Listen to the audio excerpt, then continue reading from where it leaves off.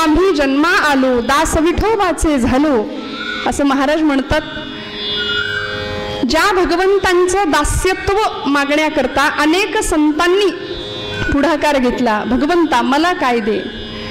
वास्तविक संत कधीही मागत नाहीत बरं का, काहीही मागावं लागत नाही त्याला भक्त म्हणतात, त्यांना संत म्हणतो आम्ही.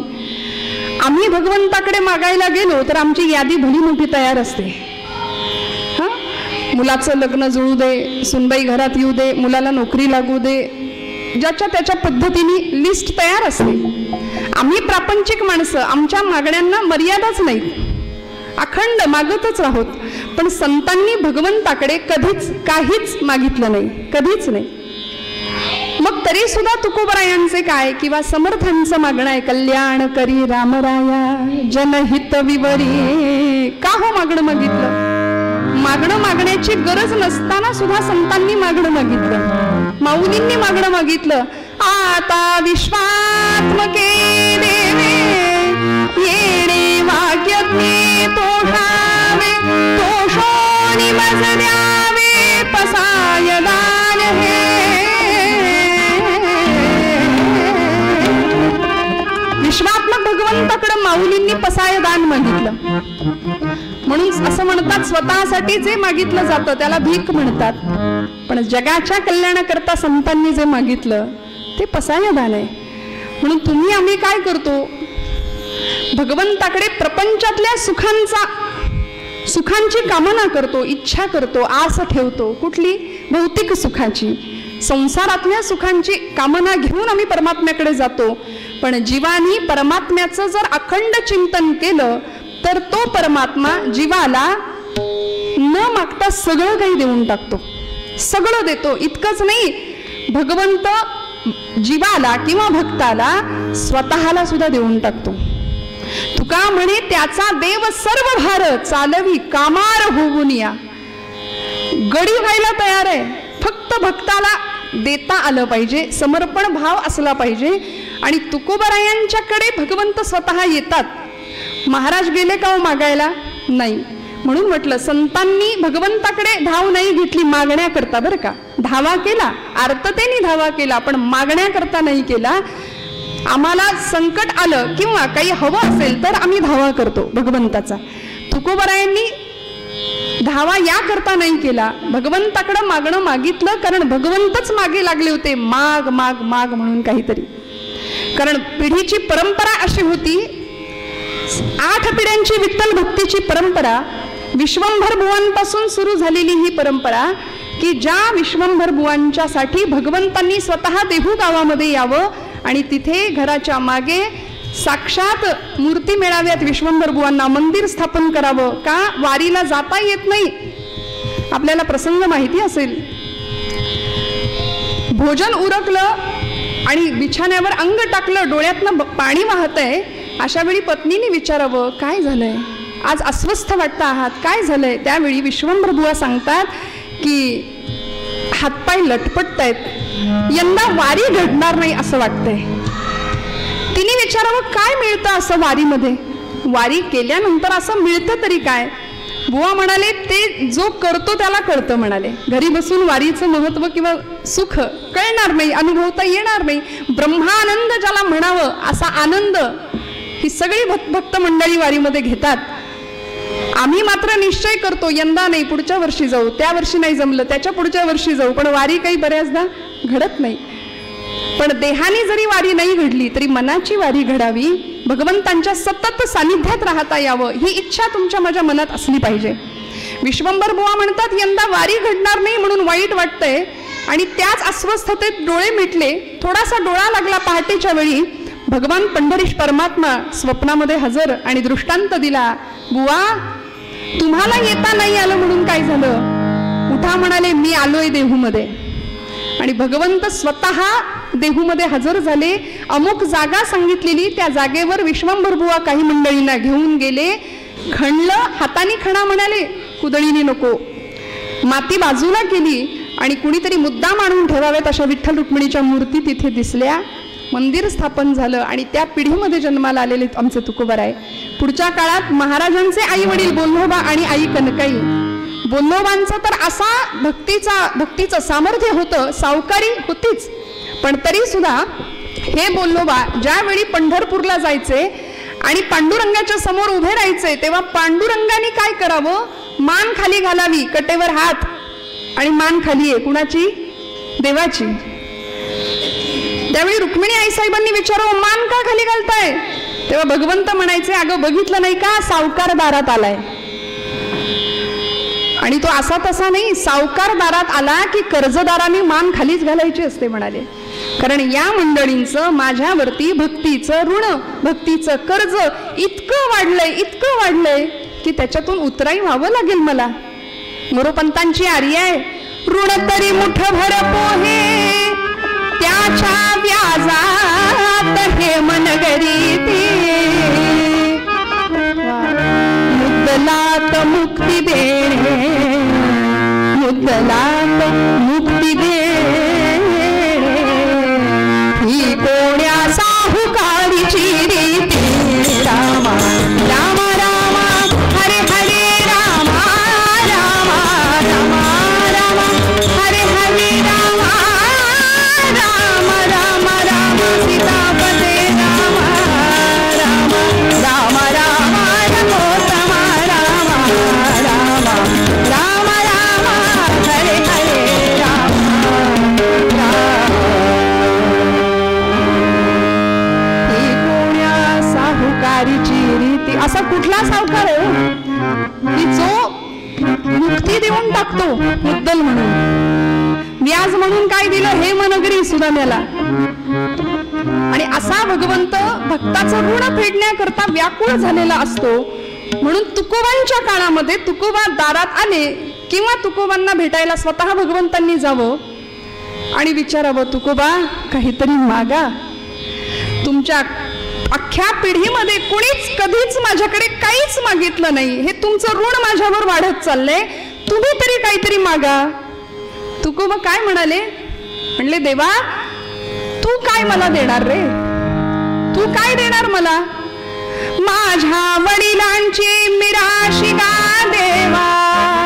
माझ्या वाडवडिलांची मिरास आहे, ऍसेट आहे, संपत्ती, आमच्याकडचं वारसा हक्काने आलेलं काय आहे माहितीये. माझे शब्द नाही, गाथेमध्ये महाराज म्हणतात, तुझे चरण गहाण पांडुरंगा, तुझे चरण आमच्याकडेच गहाण आहेत, तू आमच्याकडेच आलेला आहेस, म्हणून तूच जर आम्हाला प्राप्त आहेस तर तुझ्याकडून आम्ही अजून काय घ्यायचं. मला काही नको देवा, मला काही नको. कल्पना करा ना, महाराजांच्या जागी आपण असतो तर, है की नाही. मी तर लोकसभेचं विधानसभेचं तिकीटच मागून घेतलं असतं, आमची लिस्ट तयार असते की नाही. पण महाराज म्हणले काही नको, काही नको. तरी सुद्धा भगवंत म्हणतायत, तुकोबा माझ्यासाठी काहीतरी मागा, माझ्या इच्छेकरता काहीतरी मागा. महाराज म्हणले, ठीक आहे, मागायचं नाही हे खरंय, पण माग माग माग म्हणून माझ्या मागं लागलायस, मागतो. काही इच्छा नाहीये खरं तर, पण तरी सुद्धा तुझ्या इच्छेकरता मागावं म्हणून एकच सांगतो, देवा जन्मोजन्मी तुझा दास, हेची भावी माझी आस, जन्मोजन्मी तुझा दास. म्हणता म्हणता तुकोबारायांनी अशी लिस्ट देवापुढे ठेवली, नाही नाही म्हणता म्हणता काय मागणं मागितलं, हेची भावी माझी आस, जन्मोजन्मी तुझा दास. भगवंता हेची भावी, चकार वापरला आणि मराठी भाषेमध्ये चकार हा निश्चय दर्शवतो. मला हेच हवंय, दुसरं काही नकोय. आमच्या घरी तुम्ही या बर का, तुम्ही पण तोंड देखलं काय म्हणाल, हो हो येऊ बर का.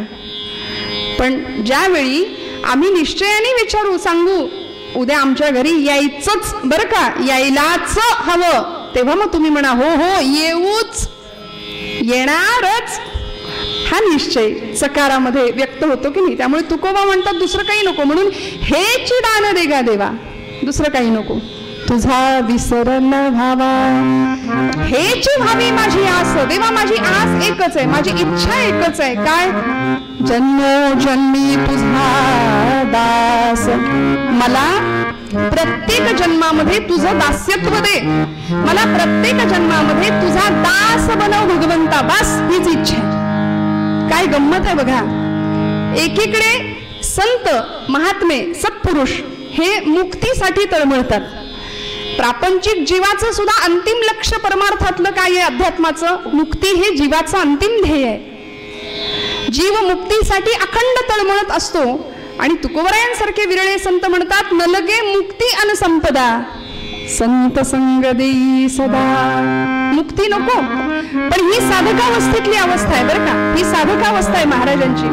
पुढे गेल्यानंतर तुकोबराय सांगतात, याच साठी केला होता अट्टहास शेवटचा दिस गोड भावा. तुका म्हणे मुक्ती परिणिली नोवरी आता दिस चार खेळी मिळी. हा अनुभव तुकोबरायांनी घेतला. पण त्याआधी महाराज म्हणतात, मला मुक्ती नको देवा, मला मुक्ती नको. वास्तविक जन्म मृत्यूच्या फेऱ्यामध्ये अडकणं हे दुःखाला कारण आहे ना. या भवचक्रातून सुटावं याकरताच आमची जीवाची तळमळ असली पाहिजे. हे अध्यात्माचं जर परम अंतिम लक्ष आहे. तर आमचे आचार्य म्हणाले, या भवचक्रात आम्ही किती अडकतो. पुनरपि जन्म पुनरपि मरण पुनरपि जननी जठरे शयनम इह संसारे खलु दुस्तारे कृपया पारे पाहि मुरारे भज गोविंदम गोविंदम भज मूढमते. पुनरपि जननम पुनरपि मरणम या चक्रामध्ये आम्ही अडकलो. माझी माऊली म्हणते, उपजे ते नाशे नाशिले पुनरपि दिसे. हे घटिका यंत्र जैसे परिभ्रमेगा.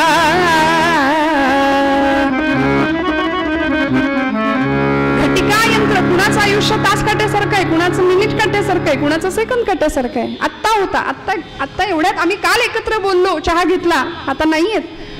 घटिका यंत्र जैसे परिभ्रमेगा. त्यामुळे जन्माला आलाय त्याचं मरण अटळ आहे, निघून जायचंच आहे. जन्म मृत्यू याचंच तर नाव संसार आहे. आणि संसार हा दुःखाला कारण आहे. संसार हा दुःखमूळ आहे. जन्म मृत्यूच्या चक्रामध्ये आम्ही अडकतो. जन्म घेणे लागे वासनेच्या संगे. ही वासना आम्हाला पुन्हा पुन्हा जन्म घ्यायला भाग पाडते. आणि आम्ही मग या भवसागरामध्ये, या दुःखाच्या महासागरामध्ये गटांगळ्या खात राहतो. महाराजांना हे ठाऊक नव्हतं का?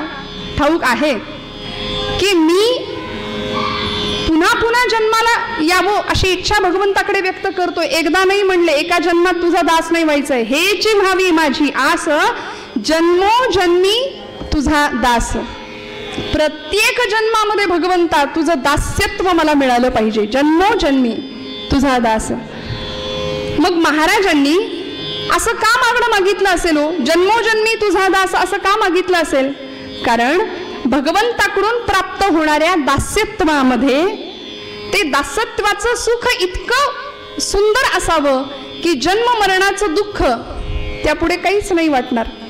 जन्म मरणाच्या दुःखापेक्षा कित्येक पटींनी दास्यत्वाचं सुख महाराजांना श्रेयस वाटतं, मोठं वाटतं.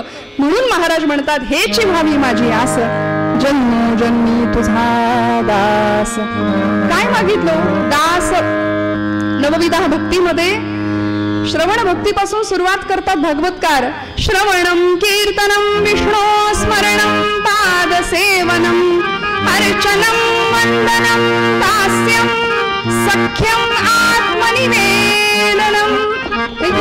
नवविधातल्या भक्तींमध्ये दास्य भक्तीचं अत्यंत महत्व आहे की जिथे भगवंत आणि भक्ताचं नातं हे मालक आणि नोकराचं आहे. आणि मग ते दास्यत्व स्वीकारत असताना फक्त कर्मेंद्रिय नाही, ज्ञानेंद्रियच नाही, तर ज्ञानेंद्रिय, कर्मेंद्रिय, मन आणि बुद्धी या सगळ्यासह भगवंताशी शरणागती आहे. त्या भावाने समर्पण करायचंय. मी माझं हा विषय नाही.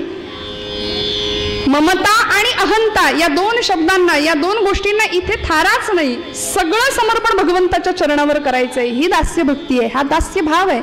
तुकोबराय म्हणतात, असं दास्यत्व तू मला दे भगवंता, असं दास मला तू बनव. आमच्या समर्थांनी सुद्धा याच दासाची लक्षणं दासबोधामध्ये, मनोबोधामध्ये अनेक ठिकाणी सांगून दिली. जगी धन्य तो दास सर्वोत्तमाचा, प्रभूचा, रामरायाचा लाडका दास कोण असावा, कसा असावा याचा उहापोह समर्थांनी सुद्धा आपल्या वाङ्मयात केला. मग हे दास्यत्व नेमकं काय आहे? दासोहम ही एक वृत्ती आहे श्रोते हो. मी दास आहे, ही अवस्था आहे. मी दास आहे.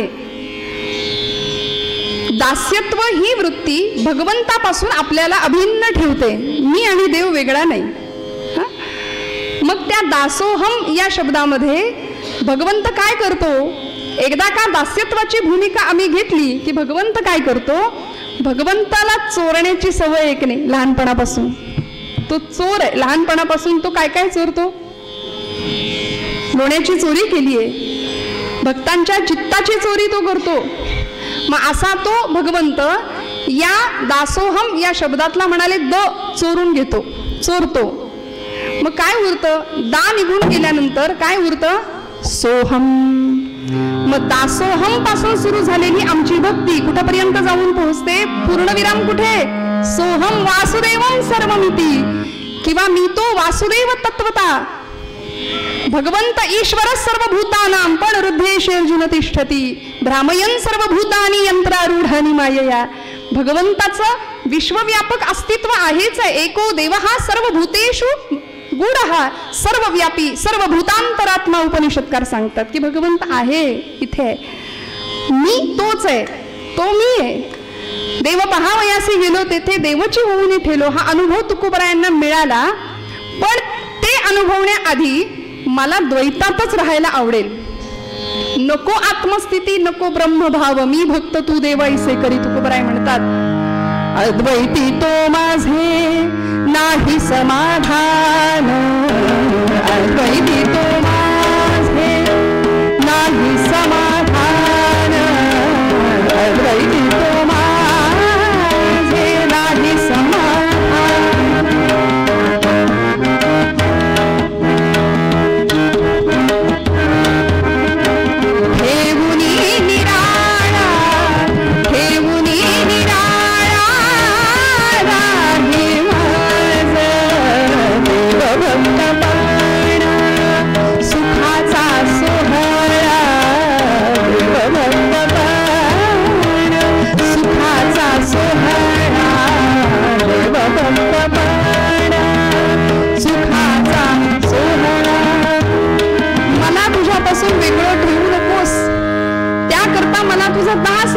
आणि त्याकरता पुन्हा पुन्हा जन्म घ्यायचे, पुन्हा पुन्हा गर्भवास सोसावा लागला तरी चालेल. तुका म्हणे गर्भवासी सुखे घालावे आम्हासी, याकरता हेची व्हावी माझी आस, जन्मोजन्मी तुझा दास. मग आता दास्यत्व म्हणजे नेमकं काय करायचं? त्यामध्ये काय असलं पाहिजे? दास्यत्वामध्ये अगदी सगळ्यात पहिला नियम असा आहे की ज्या मालकाला आपण स्वीकारलंय ना, आपण दास आहोत, तो मालक आहे. मग त्याविषयी आपल्या मनामध्ये कुठला भाव पाहिजे? संत म्हणाले अनन्य भाव हवा, अनन्यता. आणि देवर्षी सांगतात अन्याश्रयाणाम त्यागः इति अनन्यता. इतर कुठल्याही आश्रयाचा त्याग आणि एकच आश्रय प्रभुचरणांचा, याला म्हणायचं अनन्यता. द्रौपदीच्या समोर अनेक पर्याय उपलब्ध होते की नाही? सगळ्यांना धावा केला तिने, अर्थात कुणी मदतीला आलं नाही. पण का नाही विसंबून राहिली सगळ्यांवर? महारथी कर्ण होता, पितामह भीष्म होते, स्वतःचे पती पांडव पाचही समोर होते, महाबलाढ्य अनेक हत्तींचं बळ असलेलं पराक्रमी भीम समोर असताना सुद्धा द्रौपदीने आश्रय, एकच आश्रय मागितला, स्वीकारला, तो प्रभुचरणांचा. कृष्णा गोविंदा धाव म्हणून कोठे गुंतलासी, द्वारकेच्या राया वेळ का सखया लाविलासी. दीनानाथ हे ब्रीद सांभाळी आता, तू दीनानाथ आहेस, तू भक्त वत्सल आहे, तुला यावं लागेल भगवंता. एकच आश्रय प्रभुचरणांचा, दुसरा विषय नाही. आम्ही कसं असतं, परवा एक जण म्हणाले श्रावण आता आलंय ना, तर म्हणाले 16 सोमवार केले, महादेवाच्या पिंडीवरती रोज जाऊन 108 बेलपत्र वाहिली, पण तरी सुद्धा म्हणले शंकर पावायला तयार नाही. तुम्ही म्हणत असाल तर देव बदलून बघू का? ही उपासना आमची. आम्हाला बदलण्याकरता उपासना आहे, देवाला बदलण्याकरता नाहीये. पण आम्ही असे गोंधळलेलो आहोत, भ्रमिष्ट आहोत की सध्या नेमकं कुठे जायचं, काय करायचं. वाट चुकलेली माणसं आम्ही आहोत, म्हणून आम्हाला योग्य मार्गावर आणतात आमचे संत. म्हणून तुकोबराय म्हणतात की मागणं काय मागायचं, कसं मागायचं? जन्मोजन्मी तुझा दास हेची व्हावी माझी आस. आणि दास्यत्वामध्ये जसा अनन्य भाव महत्वाचा आहे तसा निश्चय सुद्धा महत्वाचा आहे बरं का. बघा किती गोष्टी आहेत दास्यत्वामध्ये. अनन्यता, दुसरी गोष्ट आहे निश्चय. निष्काम निश्चळी विठ्ठली विश्वास पाहूनही वास आणि कांची. महाराज म्हणाले मग हा जो निश्चय आहे तो कुठे असला पाहिजे? तो आपल्या इष्टदेवतेप्रती असला पाहिजे, की तो सोडून दुसरं काही नाही, तो सोडून दुसरं काहीच नाही. तुकोबरायांना दुसरे देव नाही का हो दिसले? ब्रह्मदेवांना उपासदेवता बनावी किंवा त्यांचं दास्यत्व मागावं तर म्हणाले ते यांच्याच नाभीतून आलेत, निर्माण झालेत, त्यामुळं यांचंच दास्यत्व मागूया. बरं महादेवांना उपासदेवता किंवा त्यांचं दास्यत्व मागावं तर म्हणाले त्यांना यांनीच डोक्यावर घेतलंय. त्यामुळे एवढंच नाही, माझ्या भगवंतांचा मोठेपणा एवढा मोठा आहे की भक्तानं मारलेली लाथ सुद्धा भगवंत वत्सलांचन म्हणून भूषण म्हणून मिरवतो. मग असा भगवंत माझा आहे तर म्हणाले त्याचंच दास्यत्व स्वीकारूया, म्हणून जन्मोजन्मी तुझा दास हेची व्हावी माझी आस. काय मागतात तुकोबराय अजून? हे दास्यत्व कशामुळे निर्माण होईल? अभंगाच्या 3ऱ्या चरणात महाराज म्हणाले संत संग सर्व काळ अखंड प्रेमाचा कल्लोळ. मला काय दे भगवंता? जन्मोजन्मी हेची व्हावी माझी आस, जन्मोजन्मी तुझा दास एक. संत संग सर्व काळ अखंड मला संतांचा संग दे, आणि काय दे? अखंड प्रेमाचा कल्लोळ, अखंड प्रेम दे भगवंता. मग असा संतांचा संग प्राप्त व्हावा याकरता संतांच्या ठिकाणी आहे काय हो? आमचे समर्थ म्हणतात संत विश्रांतीची विश्रांती, संत तृप्तीची निज तृप्ती, ना तरी भक्तीची फलश्रुती ते संता. संत आनंदाचे स्थळ, संत सुखाची केवळ, नाना संतोषांचे मूळ ते संत. संत आनंदाचे खरा विसावा, खरी तृप्ती, खरी विश्रांती जर हवी असेल तर आम्हाला संतांच्या जवळ गेलं पाहिजे. म्हणून महाराज म्हणाले संत संग सर्व काळ अखंड प्रेमाचा कल्लोळ. आणि काय हो? संतांची या गावी प्रेमाचा सुकाळ नाही, तळमळ दुःखलेश. दुःखही नाही आणि क्लेशही नाही, कुठलेच याला थाराच नाही हो संतांच्या चरणाशिवाय. त्यामुळे भगवंतांच्या जवळ जायचं असेल तर म्हणाले आधी संत सहवास द्या भगवंता. संत संग सर्व काळ अखंड प्रेमाचा कल्लोळ, पंढरीचा वार वारी चुकवून मागणं असं दिव्य पंढरीचा वारकरी बनव म्हणाले भगवंता. मला माझी वारी चुकणार नाही याची जबाबदारी तू घे. काय हुशार असतात संत बघा. माझी वारी चुकू देणार नाही याची जबाबदारी तू घ्यायची, तू माझी वारी घडव. प्रत्येक कर्म भगवंताला अर्पण केलं जावं, प्रत्येक कर्म भगवंत आपल्याकडून करून घेतो ही भावना असावी. आणि यापुढे जाऊन तुकोबरायांनी शेवटच्या चरणामध्ये असं मागणं मागितलं चंद्रभागे स्नान तुका मागे हेची दान. चंद्रभागेचं स्नान भगवंता मला अखंड दे, कारण भगवंतांचा चंद्रभागेचं तीर्थ हे द्रव अवस्थेतलं भगवंतांचं रूप आहे बरं का. त्यामुळे भगवंत स्वतःच त्या चंद्रभागेच्या रूपाने, त्या तीर्थाच्या रूपाने आमच्या जवळ आहेत. म्हणून त्या चंद्रभागेचं स्नान आता म्हणजे काय ते जो अनुभवतो त्याला कळतं. त्यामुळे असं स्नान मला घडू दे. तुका मागे हेची दान. बस देवा, या पलीकडे मला काही नको, काही नको. मागण्यामध्ये सुद्धा कशी उदात्तता असावी, किती समर्पण असावं याचं उत्कृष्ट उदाहरण म्हणजे तुकोबरायांचा हा अभंग आहे बरं का. 4 चरणांचा सोपा अभंग आहे. आणि मग भगवंत त्या भक्ताकरता काय करत नाही, सगळं करायला तयार होतो. अश्वत्थाम्यानी, द्रोणाचार्यांचा पुत्र अश्वत्थाम्यानी ज्यावेळी ब्रह्मास्त्र सोडलं, तांडवांचा शेवटचा वंश संपवायचा होता, उत्तरेच्या गर्भावरती परीक्षिती राजाला संपवण्याकरता ब्रह्मास्त्र सोडलं, जळत आलेलं ते अस्त्र उत्तरेच्या गर्भावरती प्रहार केलाय. त्यावेळी द्रौपदी शेजारी आहे आणि द्रौपदी उत्तरेला सांगतेय गोविंदाला हाक मार, नाम घे. म्हणून दास्यत्वामध्ये ज्या पद्धतीने अनन्यता, ज्या पद्धतीने निश्चय महत्वाचा आहे, त्या पद्धतीने नामचिंतन सुद्धा महत्वाचं आहे. अखंड नाम. मला असं वाटतं द्रौपदी ही सासू आहे ना उत्तरेची, सासूनी सुनेला हेच सांगितलं पाहिजे, काय? नाम घे.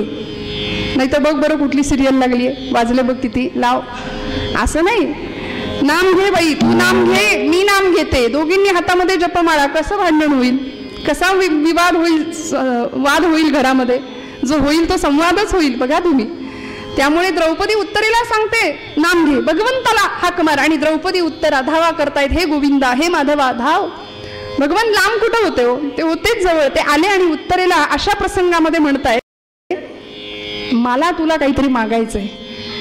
मरणप्राय यातनांनी विव्हळणारी उत्तरा सांगते, देवा या प्रसंगात तुला काय हवंय माझ्याकडून, माझं रक्षण कर भगवंता. त्यावेळी भगवंत म्हणतात, मला मी मागेन ते देशील का. उत्तरा म्हणते, माग देवा, काय देऊ तुला.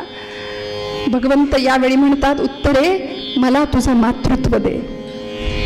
मला सांगा, भगवंतांना अशक्य होतं का हो उत्तरेच्या गर्भामध्ये प्रवेश करणं. पण नाही, 2 माता होत्या, एक जन्म देणारी, एक सांभाळणारी. तरी सुद्धा भगवंतांना हे मातृत्व कमी पडलं की काय.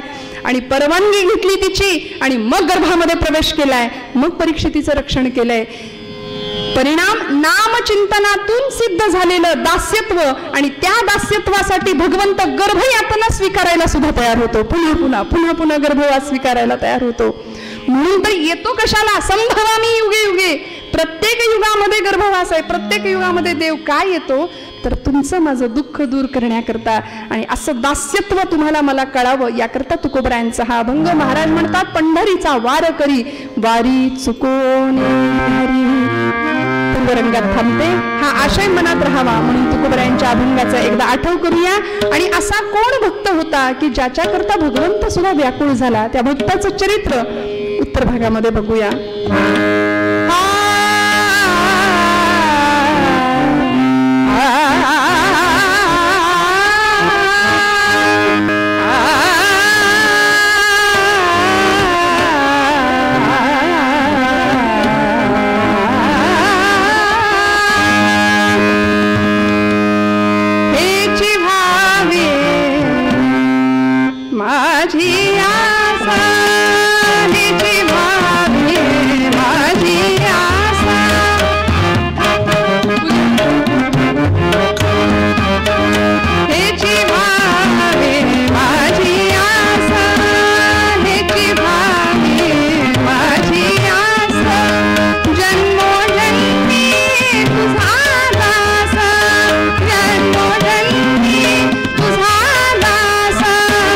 पंढरी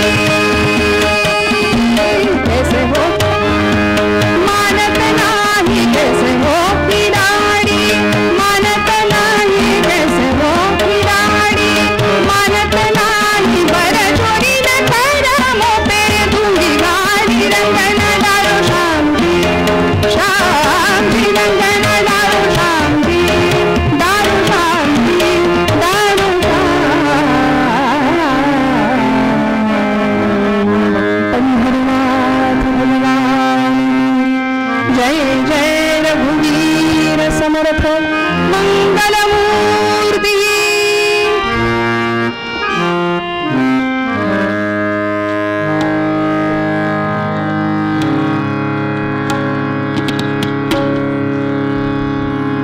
कथेच्या नियमाप्रमाणे थोडा वेळ हरिनामाचा गजर करूया. हाताने टाळी वाजवा, मुखाने गोड गळ्याने नाम घेऊया आणि हा नामाचा आनंद आजच्या दिवशी कुणीही न चुकवता भगवंताच्या चरणी आपलं नामचिंतन वाहूया. सगळ्यांचा आवाज येऊ द्या, मोकळ्या मनाने आणि मोकळ्या गळ्याने द्या. सगळ्यांचा आवाज येऊ द्या. रंग रंग पांडुरंग रंग विठ्ठला, रंग विठ्ठला बोला.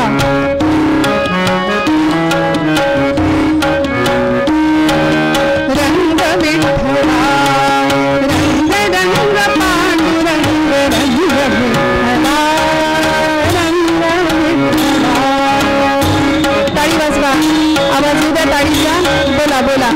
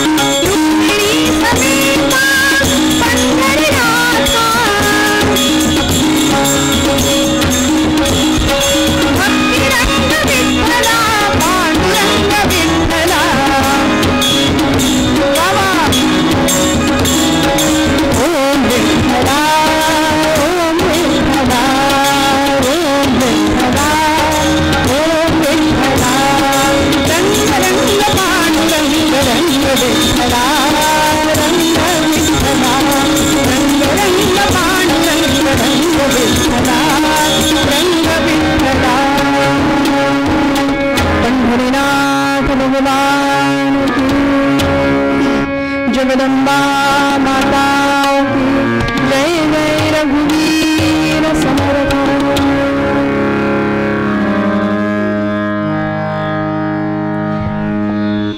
जे या भक्तीची येतुनी प्राप्ती, ते कैवल्या ते परवते सर्व म्हणती.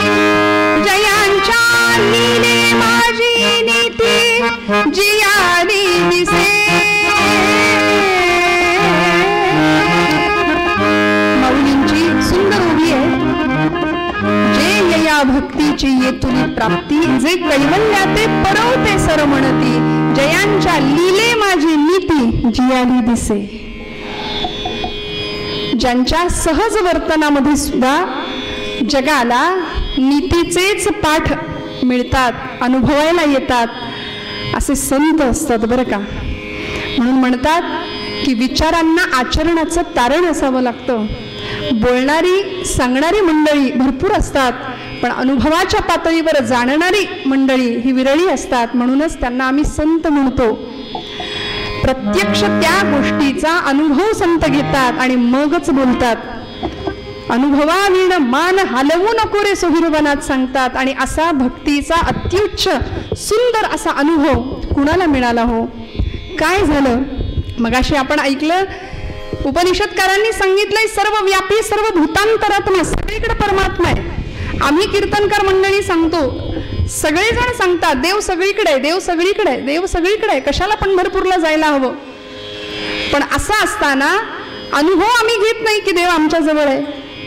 असता तर तुमच्या माझ्या हातून नैवेद्य स्वीकारला असता. नामदेवांच्याच हातून का स्वीकारला? तुमच्या माझ्या हातून देव नैवेद्य स्वीकारत नाही, कारण आम्ही देव जेवत नाही म्हणून रडत नाही. नामदेव महाराज रडले हो. मला सांगा ना, खरंच आमच्या डोळ्यात पाणी येतं का? आज आषाढीचा उपवास केला, आम्ही देवांना नैवेद्य अर्पण केला, मंडल केलं, ताट ठेवलं, पाणी फिरवलं, काढून घेतला. खाल्ला का त्यांनी? स्वीकारलं का त्यांनी? नाही ना. आमच्या पोटचं लेकरू जेवलं नाही की आम्ही रडतो, आमच्या डोळ्यात पाणी येतं. पण माझा पांडुरंग जेवला नाही, माझं उपास्य दैवत आज माझ्याकडून जेवलंच नाही म्हणून आम्ही रडलो का हो? म्हणून म्हटलं आम्ही लबाड भक्ती करतो. पण संतांची भक्ती अशी नव्हती हो. विचारांना आचरणाचं तारण होतं, अनुभव घेतला होता, अनुभव सिद्ध भक्ती होती. आणि अशी भक्ती होती की ज्या भक्ती करता तो भक्त नाही कधी गेला पंढरपूरला, पण देव भावे लाचावला या न्यायाने भगवंतालाच यावं लागलं त्याच्याकडे. कोण होता हो? अरण गावचा भक्त सावता, अरण गावचा भक्त सावता.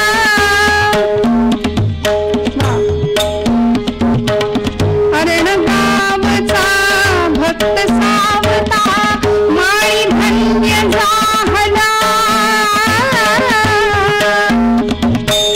माळी धन्य झाला, जयाने वनमाळी मोहिना, जयाने वनमाळी मोहिना.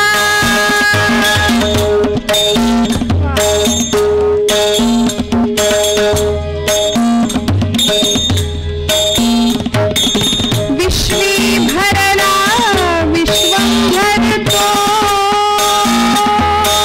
विश्वी भरला विश्वंभर तो, नाम विभो त्याचे, तत्वाने हृदय बसे साचे, तत्वाने हृदय बसे साचे.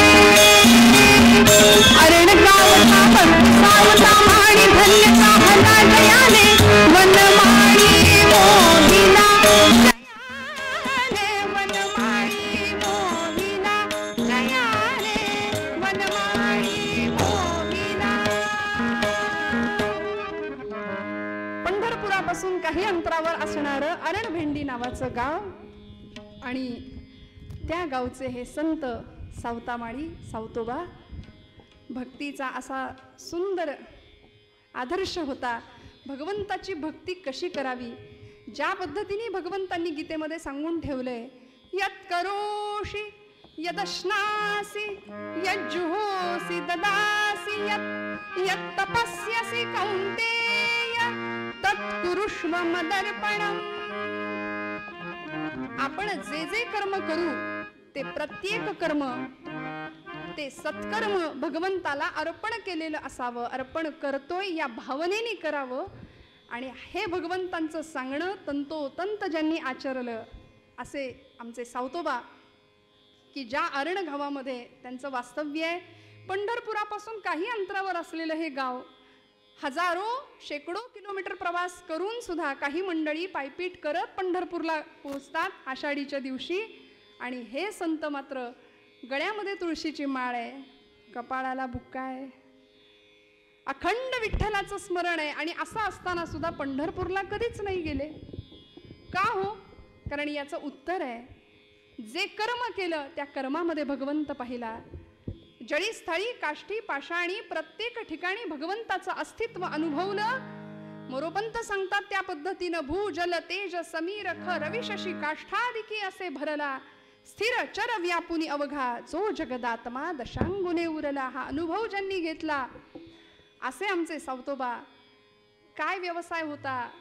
माळी होते, हिरवागार मळा फुलवलेला, पांडुरंगाच्या भक्तीचा तो मळा. कांदा मुळा भाजी, कांदा मुळा भाजी, काय भाव होता हो? कांदा मुळा भाजी, कांदा मुळा भाजी, कांदा मुळा भाजी, कांदा मुळा भाजी.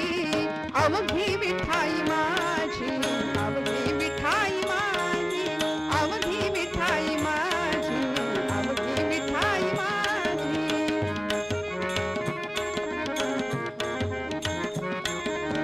अवघी विठाई माझी, अवघी विठाई माझी, अवघी विठाई माझी, अवघी विठाई माझी.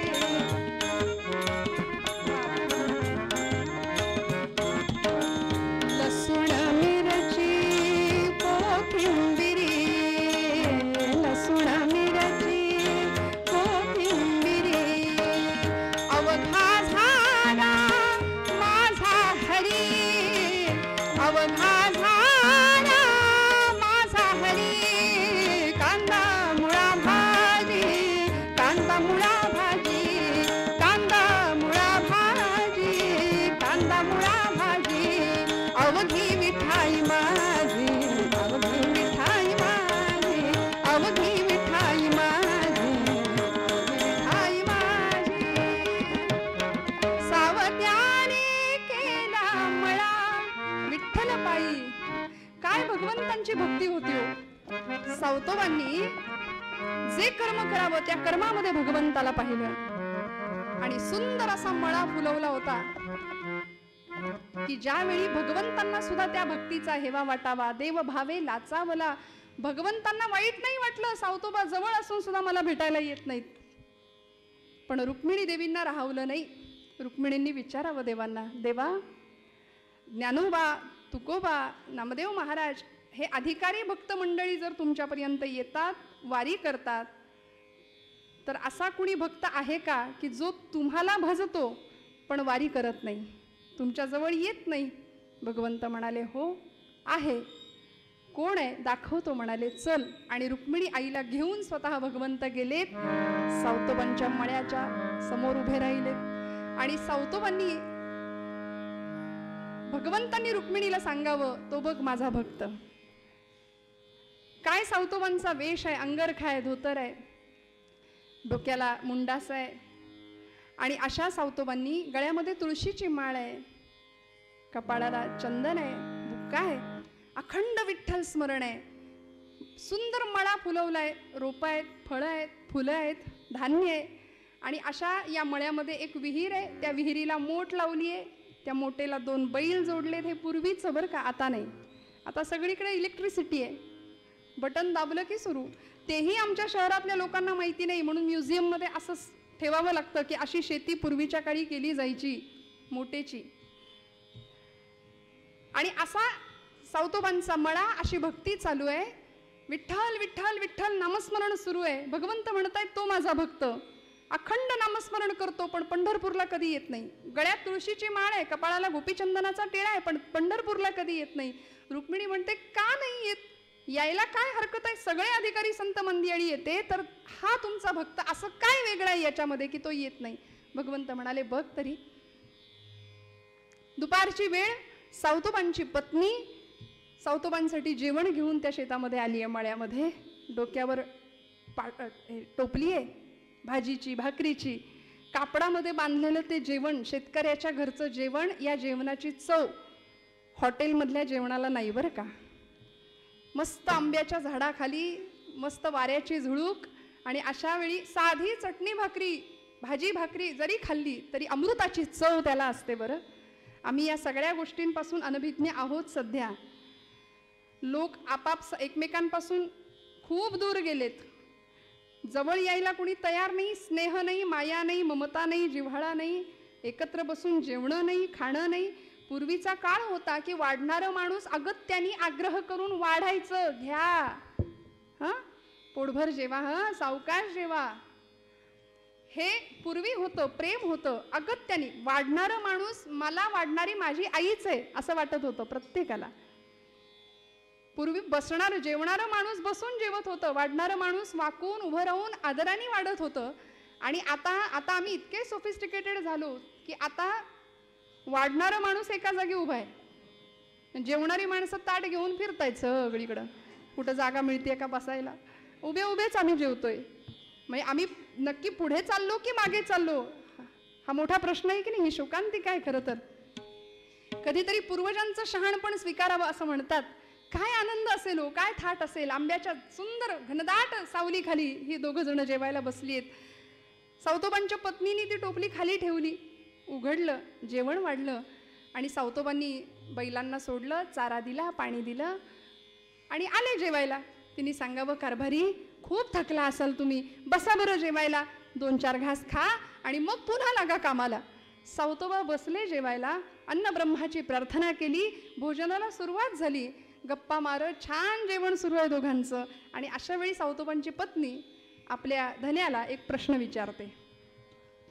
त्या म्हणतात, धनी, कारभारी, तुम्हाला बरेच दिवस झाले काही विचारीन म्हणते, पण आज राहावे ना, विचारू का? सावतोबा म्हणाले, विचार. आणि तिने सांगावं, कारभारी, तुम्ही पांडुरंगाचे भक्त आहात, गळ्यामध्ये तुळशीची माळ आहे, कपाळाला टिळा आहे, अखंड विठ्ठल विठ्ठल विठ्ठल नामस्मरण करत राहता, पण एवढे वारकरी आपल्या मळ्याच्या समोरून पंढरपूरला जातात, तुम्हाला कधीच 15 वर्षात पंढरपूरला गेलेलं पाहिलं नाही म्हणाली मी. असं का बरं? सावतोबा म्हणाले, हा प्रश्न आहे का तुझा? उत्तर देतो म्हणाले.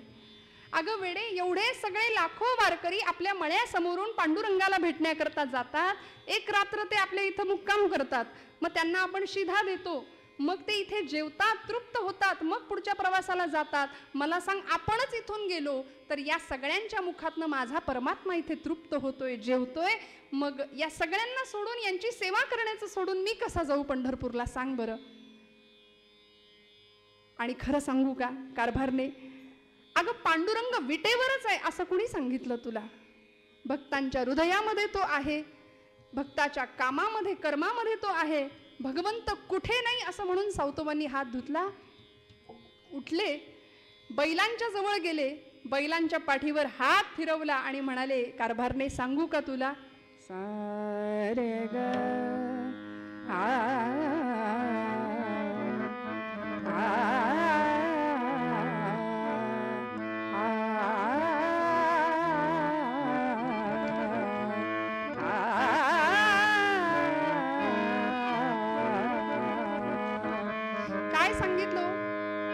बैलांच्या पाठीवर हात फिरवला आणि सावतोबा आपल्या बायकोला सांगतायत, विठ्ठल विठ्ठल विठ्ठल, माझा विठ्ठल कुठे सांगू का? बैल विठ्ठल, शेत विठ्ठल, विश्व विठ्ठल गे. बैल विठ्ठल, शेत विठ्ठल, विश्व विठ्ठल गे. विठ्ठला वाणी मोठ काळी ती बी विठ्ठल गे. विठ्ठला वाणी मोठ काळी ती बी विठ्ठल गे. बैल विठ्ठल, शेत विठ्ठल, विश्व विठ्ठल गे.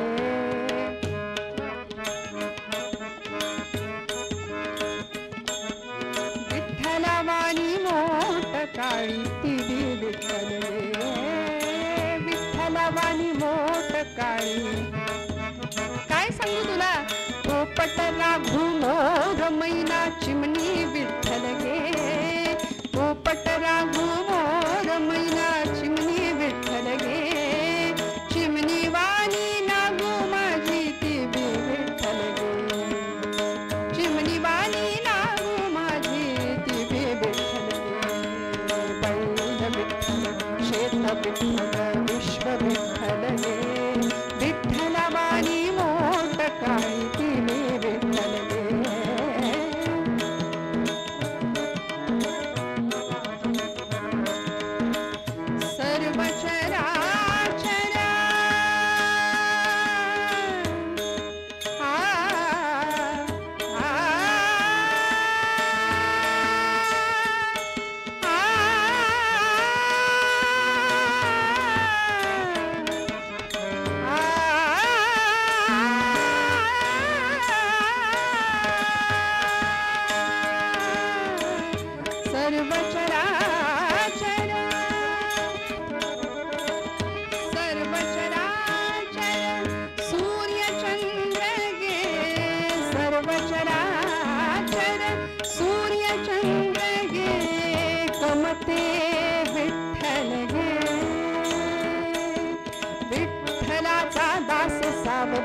त्यो बी विठ्ठल गे. विठ्ठलाचा दास सावता त्यो बी विठ्ठल गे. बैल विठ्ठल, शेत विठ्ठल, विश्व विठ्ठल गे. विठ्ठला विठ्ठलाचा दास सावता तो बी विठ्ठल गे. विठ्ठल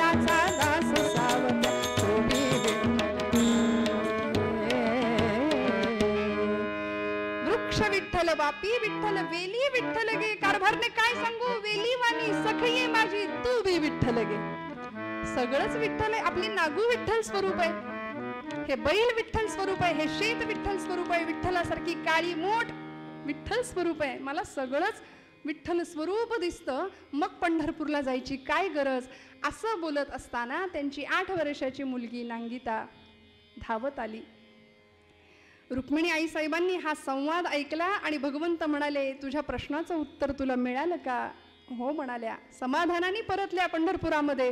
आणि इथे नांगितानी आपल्या बाबांच्या गळ्याला मिठी मारली आणि हळूच सांगते, बाबा तुम्ही आत्ता पांडुरंगाविषयी काही बोलत होता का हो.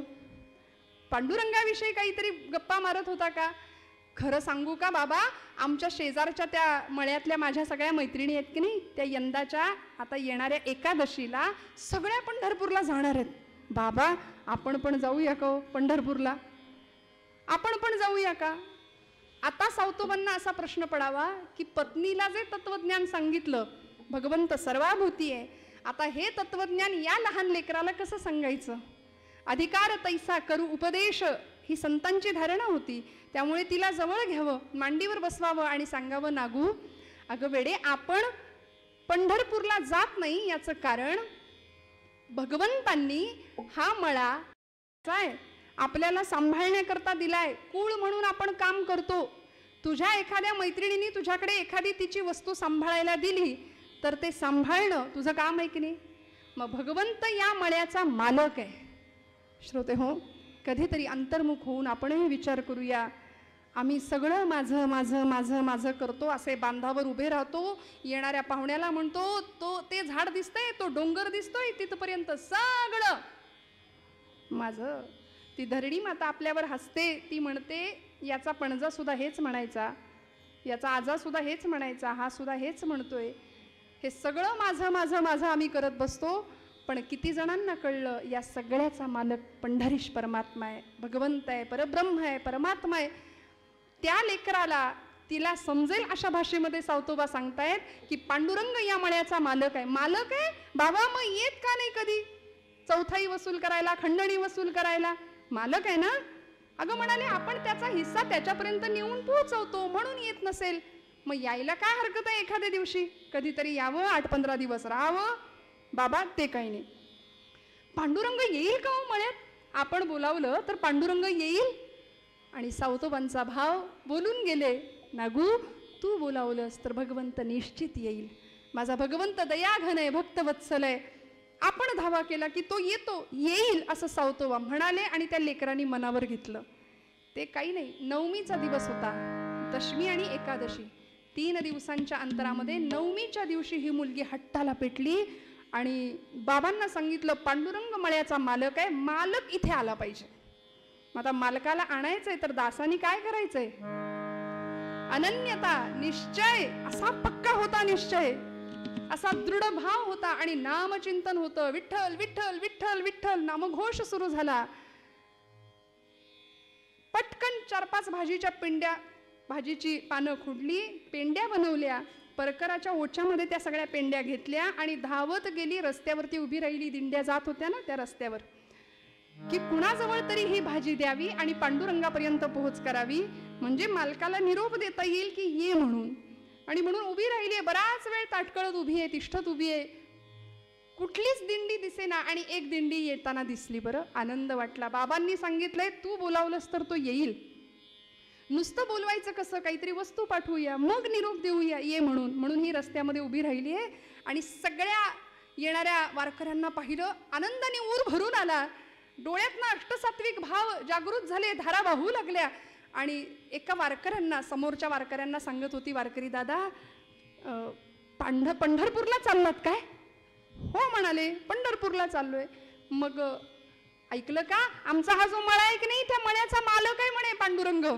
ऐका ना, माझी ही भाजी एवढी तुम्ही पांडुरंगाला नेऊन द्याल का. आता ते वारकरी होते, गळ्यात माळ होते, पण माळेचा अर्थ सगळ्यांनाच कळतो असं. ते जरा उलट्या काळजाचे होते, सावतोबांचा द्वेष करणारे होते. ते म्हणाले, पुरी बाप तर कधी जात नाही पंढरपूरला, आणि ही तुझी भाजी तिथपर्यंत न्यायला आम्हाला काही गडी समजलीस? चल हो बाजूला वाटेतन म्हणून तिला ढकललं. भाजी सगळी खाली पडली. तुडवत तुडवत निघून गेले. सावतोबांच्या डोळ्यातनं टचकन पाणी यावं. म्हणाले, या लेकरात जर पांडुरंग दिसला नाही तर तो विटेवर कसा दिसेल? आणि सावतोबांचं म्हणणं खरं ठरलं बरं. नाही विटेवर दिसला पांडुरंग. या लेकरामध्ये भगवंताचं अस्तित्व नाही जाणवलं त्यांना. परिणाम, ती मंडळी निघून गेली. नागू रडायला लागली. ही 8 वर्षाची मुलगी रडत रडत रडत पुन्हा परकराचा ओचा केला. पुन्हा ओच्यात भाजी घेतली. सावतोबांना मिठी मारावी. सावतोबा म्हणाले, रडू नको बाळा, काहीतरी खाऊन घे. नाही, खाणार नाही.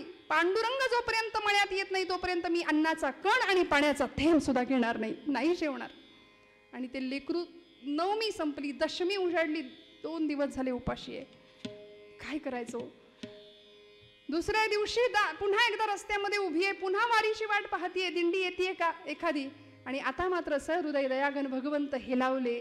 नाही पाहवलं भक्ताची तळमळ. आणि भगवंत स्वतः वारकऱ्याच्या वेशामध्ये दाही दिक्पालांना वारकरी म्हणून उभं केलं. स्वतः मृदंग घेऊन हातामध्ये उभे आहेत आणि निघाले. आपलंच नाव आपल्याच मुखाने घेतायत. जय विठ्ठल जय हरी विठ्ठल, जय विठ्ठल जय हरी विठ्ठल, जय विठ्ठल जय हरी विठ्ठल, जय विठ्ठल बाबा, जय विठ्ठल जय हरी विठ्ठल, जय विठ्ठल जय हरी विठ्ठल, जय विठ्ठल जय हरी विठ्ठल. कीर्तन सूर्य हरिभक्तीपरायण दत्तदास बुवा घाग यांनी एवढी बहार या आख्यानामध्ये केली आहे की कुणालाही कुठल्याही कीर्तनकाराला हे आख्यान माहिती नाही किंवा जसंच्या तसं पाठ नाही असं नाहीये. काय सुंदर दादा म्हणायचे, चंद्रभागे तीरी करताल करी झाला वारकरी, हा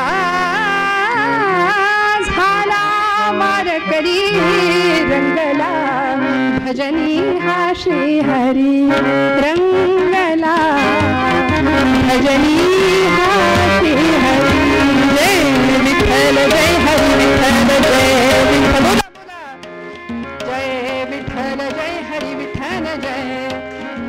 स्वतः अनंतकोटी ब्रह्मांड नायक दिंडी घेऊन समोर उभे आहेत. आणि ही नागू रस्त्यावर उभी आहे.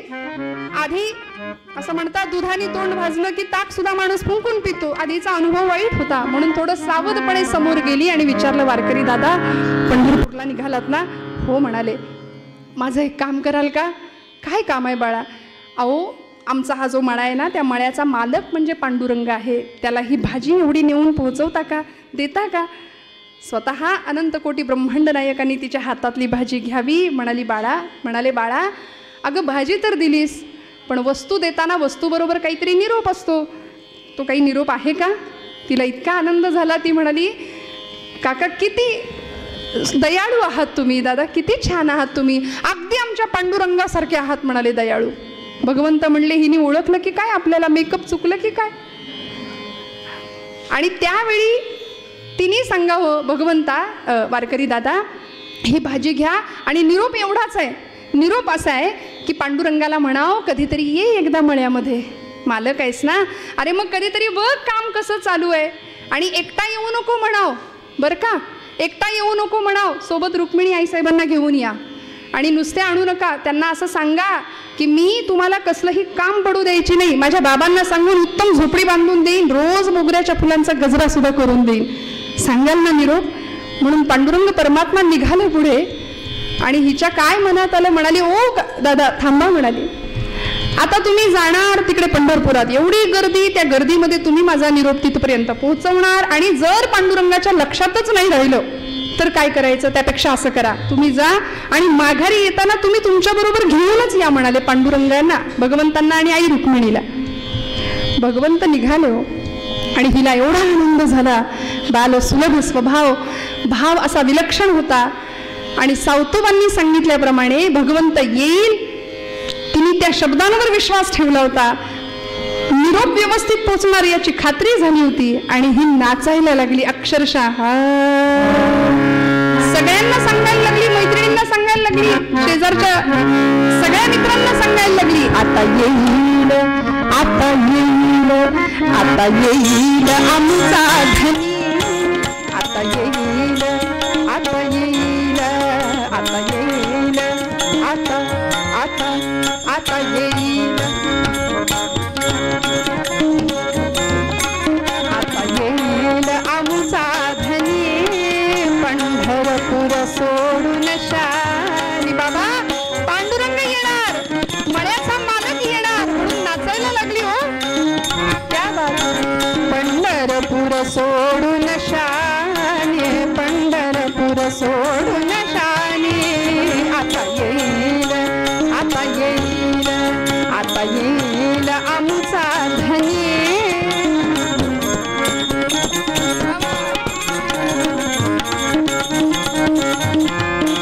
पंढरपूर सोडून शानी.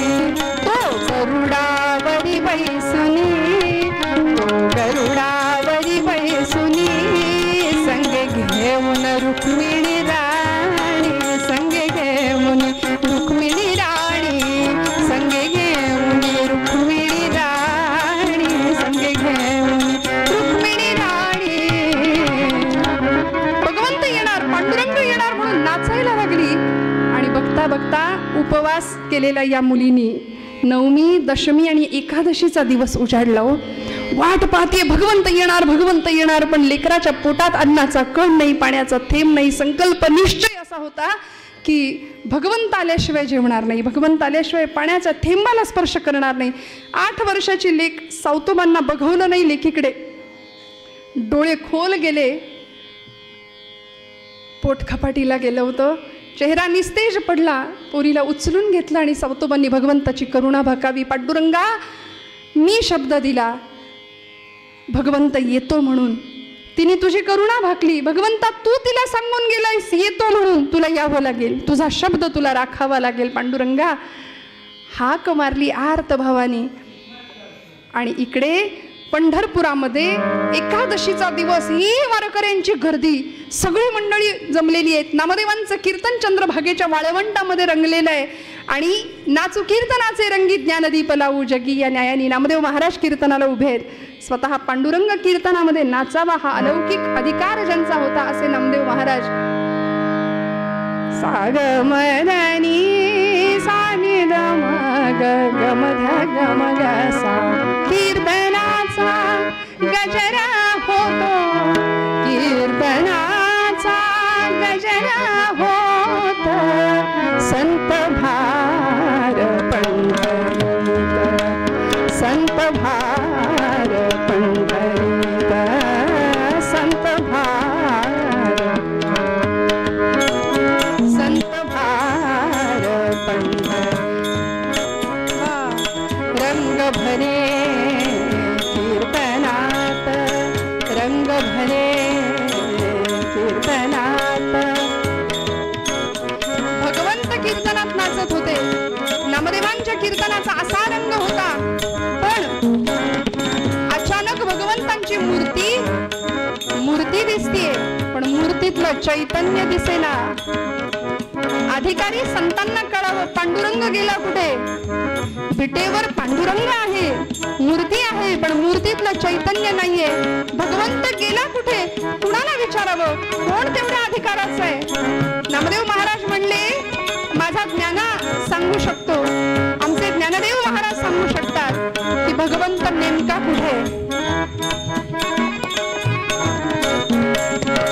सखा विरळा ज्ञानेश्वर, सखा विरळा ज्ञानेश्वर.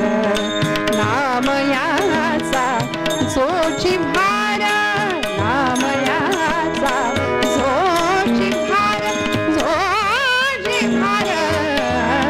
संत भार पंढरीत, संत भार पंढरीत.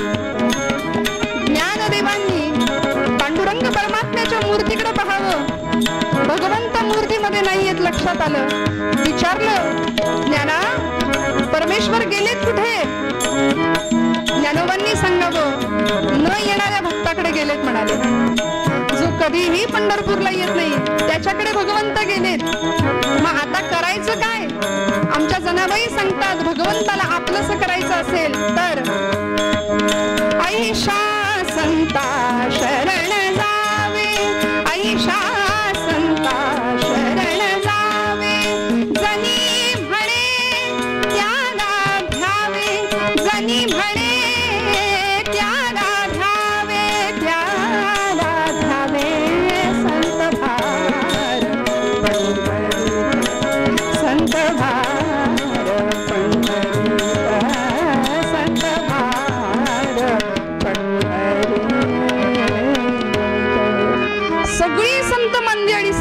सावतोबांच्या मळ्यामध्ये ऐशा संता शरण जावे जनी म्हणे त्याला द्यावे.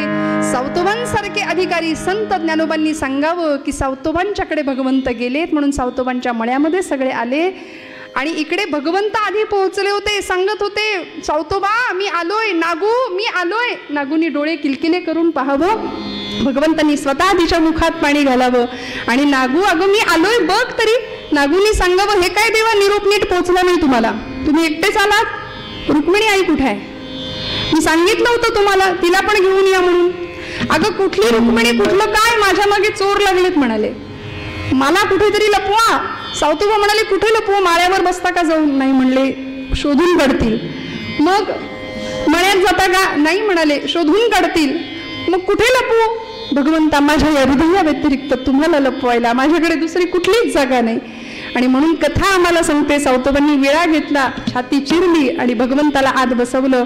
पण या सगळ्या कोड्याचा अर्थ आम्हाला भगवंत सुद्धा सांगतात, ईश्वर सर्वभूतानां हृदयेषु अर्जुन तिष्ठती भ्रामयन् सर्वभूतानि यंत्रारूढानि मायया. आमच्या जनाबाई कोडं सोडवतात, हृदयबंदी खाना केला आत विठ्ठल कोंडीला. आमचे तुकोबराई कोडं सोडवतात, साठविला हरी जिही हृदय मंदिरी त्यांची सरली येर झार झाला सफल व्यापार. या हृदय मंदिरामध्ये कर्म ज्ञान भक्ती वैराग्य या 4 फाळ लावलेल्या नांगरांनी जमीन सुपीक केली, सिंहासन तयार केलं आणि तिथे म्हणाले भगवंताला बसवलंय, प्रतिष्ठित केलंय. आणि असा भगवंत सावतोबांच्या हृदयात होता. पण कथा गोड आहे, ज्यावेळी सगळी मंडळी आली सगळे सांगतायत सावतोबा पांडुरंग कुठं आहे, पांडुरंग कुठं आहे, इथे आलाय आम्हाला ठाऊक आहे. सावतोबांनी विनवण्या कराव्या, भगवंता या आता दर्शन द्या. नामदेव महाराज सावतोबांना म्हणतात सावतोबा की माळी काम तुम्हाला उत्तम जमेल, पण म्हणाले शिवण कामातली चूक माझ्या लक्षात आली आहे, तो शेला बाहेर राहिलाय देवाचा, टिप्पण घालायला जरा कमी पडलंय, चुकलंय. आणि तो हिरवा शेला म्हणजे सावतोबांचा हिरवागार मळा होता. श्रोते हो, सगळीकडे व्यापून उरलेला तो भगवंत, त्याचं अस्तित्व सगळ्यांना कळावं दिसावं म्हणून सावतोबांनी सगळ्यांनी प्रार्थना करावी आणि भगवंताला विनवण्या केल्या, देवा या आता. नागू सहित सगळ्यांची कामना भगवंतांनी पूर्ण करावी. निराकार तो भगवंत उभा राहिला, प्रगट झाला निराकार तो. कसा प्रगटला असा विटेवर उभय ठेविले हात कटेवर. पुतळा चैतन्याचा कानडा राजा पंढरीचा, कानडा राजा पंढरीचा, कानडा राजा पंढरीचा.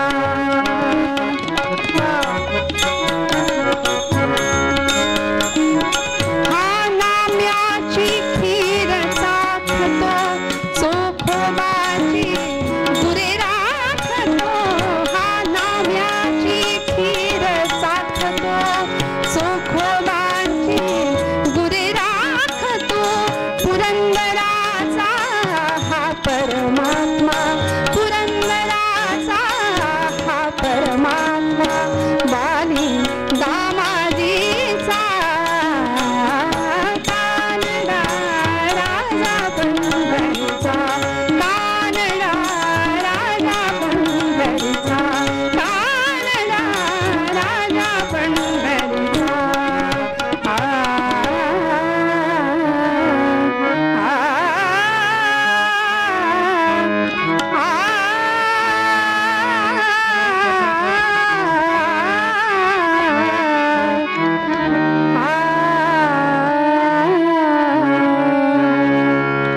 या प्रसंगामध्ये सगळ्या संतांना भगवंतांनी दर्शन दिलंच.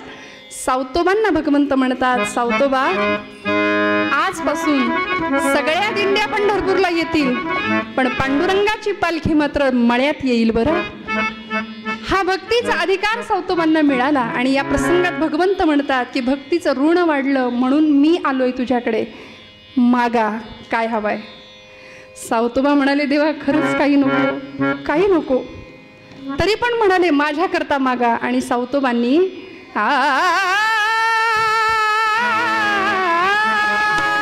सावतोबांनी मागितलं जे पुढच्या काळामध्ये तुकोबरायांनी मागितलं. हेची व्हावी माझी आस, हेची व्हावी माझी